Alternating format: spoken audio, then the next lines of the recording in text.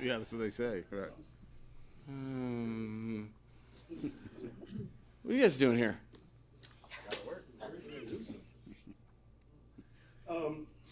Mike, can you tell us what you liked most about Elijah Higgins and the versatility that he brings as a big wide receiver? You know, it's first of all, just excited to add the competitor. You see through his game tape, he's a guy that strains with the ball in his hands. But for specifically for the tight end position, you know, that's drafting a guy that plays wide receiver and converting him to tight end. You know, that's I think the first time in my career that I was a part of that was Niles Paul back in 2000, I want to say 11, out of Nebraska. And for me in my history, there's a lot of traits that he resembled in his competitiveness and his size and his strength. And really, this day and age, converting a receiver to a tight end isn't as abstract as it used to be, only because half the teams are playing spread and 2 points anyway. Even if they're called a tight end, they're playing receiver stuff anyway. So you get kind of used to projecting people to do things like that, and we felt very comfortable and confident that he fit the bill for that. So excited to have him. What is it about the players that you all draft in the past 7 out of 8 years that played in the Orange Bowl? Oh yeah, finally someone caught on. Yeah. Yeah, That's it's a great coincidence. yeah. We're loss of words because we really thought that was our competitive advantage that you just exposed. No, that I think Orange Bowl is a great bowl, and I'm here to support it. So it's right there. Chris, what do you guys think about Ryan Higgins? All right. With him, he's played a lot of football. He's a smart kid, competitive, tough. You know, came as a tight end and converted and worked. So, been coached at a good program. Coach Harbaugh has done a great job. So, just watching him and over the years develop and compete and play. And so for us, we were excited to, at this point in the draft, to add him into our group of guys to come in and compete. The work doesn't stop here, of course. So what can you say about the outlook heading into the undrafted free agent market? Yeah, like you said, there's still work to be done. So we're going to bolt from here as soon as we can to go with the coaches and scouts and start preparing for the end of the draft and doing it. But, yeah, we'll be trying to add the best players we can, and hopefully we'll find a couple, undrafted gems hidden gems for us to help the roster. Last week you had mentioned that drafting for need is how you get yourself into trouble. Does that kind of the same approach occur on day 2 and day 3, or does it change at all later in the draft?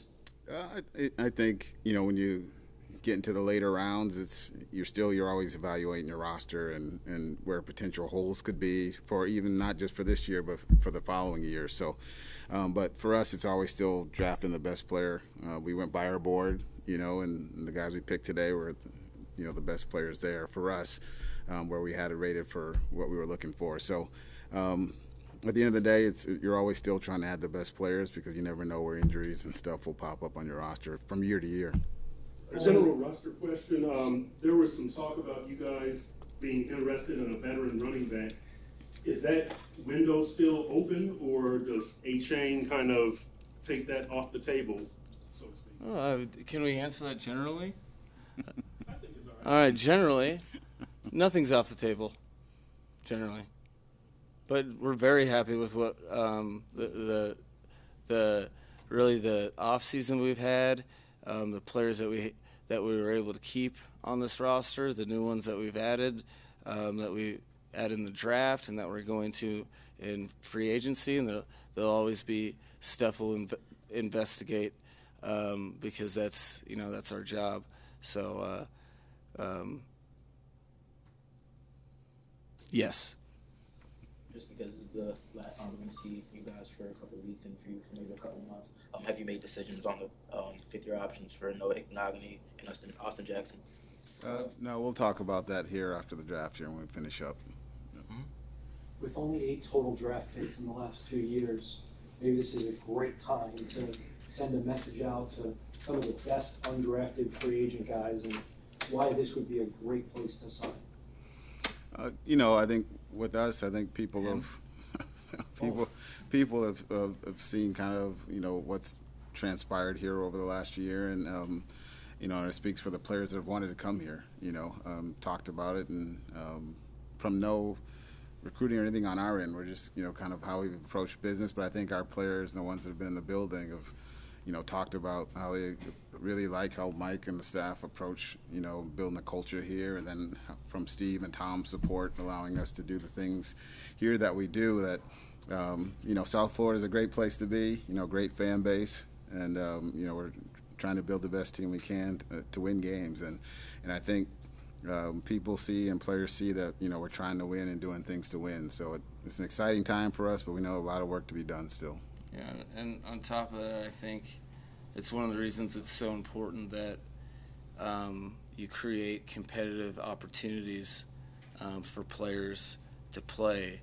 One thing that's very important to Chris and I is that we're a place where the best players play, and that's something I think that's a draw for players as well. As we will just give them an opportunity to compete, and that's really what all these guys want. They're sitting through the draft watching so many people get taken over them, and that really you just said, what, I'm good enough to play in the league.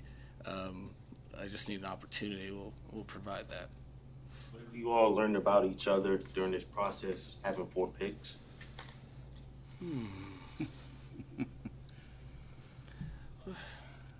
You learn so. If you just open your eyes and ears, you learn so much about people every day. He's very patient and tolerable of my personality. I've learned that. 4 picks. The interesting thing about that is you're very aware that you have a small opportunity to make your team better, but it's a very real opportunity. So you don't ever want to squander a draft pick, but the less you have to focus on, the less amount of draft picks, you have more attention on them. So on those parts of the draft, and really what can you get out of it? So I think at this point we probably know everything about each other, except for how sweaty my palm's going to get if we have a first-round draft pick. We don't know that yet, but I won't be that nervous. Yeah, and I think that, the communication part of it. Yeah. Between the coaching staff, the scouts, has been really good, and I think if you asked everyone in the building, there's a lot of work goes into drafts. As you know, it's never one man show, 2 man. It's a lot of people helping, a lot of information done, and so I just think the environment of allowing everyone to have a voice in the process and really allowing people to have a say and really be free to speak on stuff has been really, really fun, and so it's been a really good process. So I think guys have really enjoyed it, and we felt we've had a good outcome. In the end, how much was the loss of the first-round pick due to the tampering violations? How much did it affect this offseason, this draft? How much was it felt? It's for us. It was business as usual. You're always going to deal with adversity in life, and when that happened, you kind of move on and go and adjust and just kind of be ready to react. That started from Bill Parcells years ago.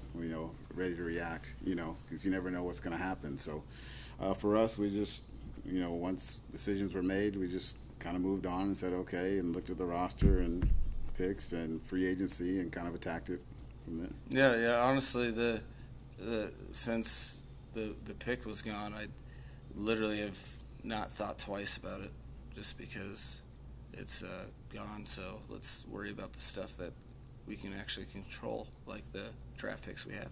Mike, because he has a skill set for it, and because you guys selected Cam Smith, have you guys had any conversations about possibly using Jalen Ramsey at safety? No. Only because when he's really good at corner, and so I try not to mess really good up. But no, there's been the cool thing about the defensive backfield in general. I think Vic has hit us on the stat 100 times, but 5 DBs on the field, it happens, almost 3/4 of the time in the National Football League now. So there are, in Vic's defense, in his system, if you understand it, there's a lot of different ways you can get on the field. There's some position versatility that if you go back to his history, there's been various people who play different spots that has been in discussion, but not with Jalen Ramsey. I'd say I think he's a good corner. What do you? It's not bad. Okay. Taylor, Juan mentioned the Dolphins. Is he a possibility? When he was released, we reached out to his agent just to find out what was going on or what it was, and that's the only conversation we've ever had. And that was whenever he got cut a month or so ago. That's the only time I've talked to him, so I don't know if anyone else has, but that's the only discussion that we've had about him. No, and it's really par for the course on how Chris and his staff operate. You want to have all the information. So the second someone is not on a team, are you fancying yourself as continuing to be on a team? Are you interested in playing? All of those things you have to dot your I's and cross your T's to make the right decisions. You got to have all the information available. So. Thank you guys. All right, All right. thank you.